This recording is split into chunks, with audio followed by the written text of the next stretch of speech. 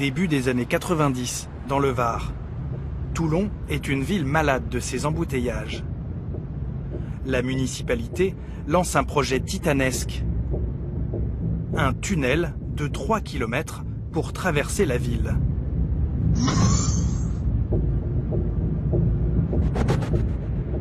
Un projet à 422 millions d'euros. Un chantier hors norme, sur plus de 20 ans. Avec une belle promesse, en matière de déchets, l'opération sera exemplaire. Sauf que... Tout ce que nous voyons ici, ça a été comblé par les déchets. Plus de 600 000 tonnes de déblais du tunnel ont atterri dans l'arrière-pays varois. 312 000 tonnes de déblais forment un vaste plateau qu'un champ de panneaux solaires peine à dissimuler. En 2 ans à peine, cette parcelle de 22 hectares a été défigurée. Pourtant, la justice a été clémente avec son propriétaire. Il a juste été condamné pour le dépassement de son permis d'aménagement agricole. De mémoire, ils ont été condamnés à 5 ou 6 000 euros d'amende, ce qui est des sommes ridicules, compte tenu des masses d'argent qui ont transité ici. Pour déposer des déchets, un camion, normalement en décharge légale, c'est 250 euros.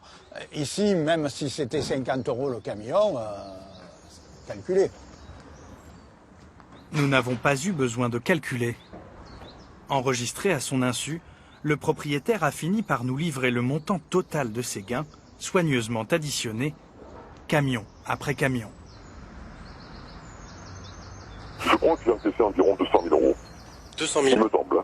Moi, mes salariés avaient une souche que le chauffeur remplissait en disant, voilà, tel million de camions, combien de tonnes. Voilà, point final.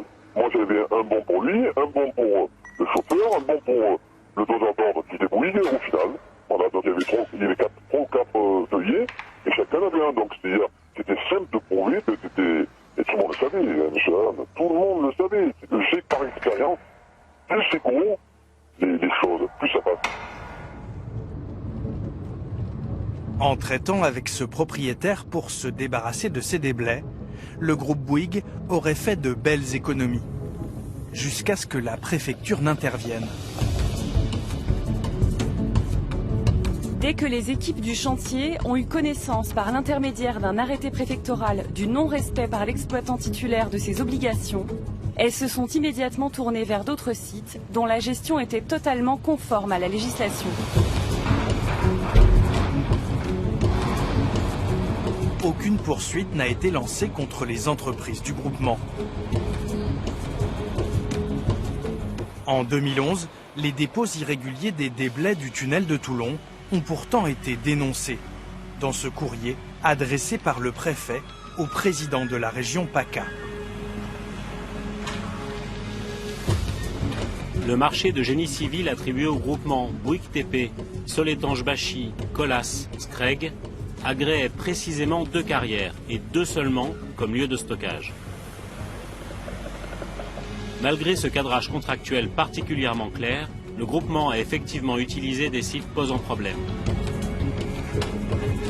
Selon le préfet, entre 2007 et 2009, au moins 3 sites non autorisés auraient été pollués dans l'arrière-pays provençal.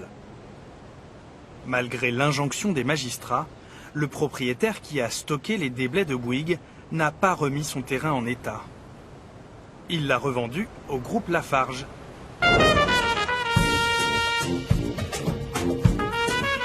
En 2016, le leader mondial du béton l'a tapissé de panneaux photovoltaïques, en partenariat avec Engie, le numéro 1 français de l'énergie solaire.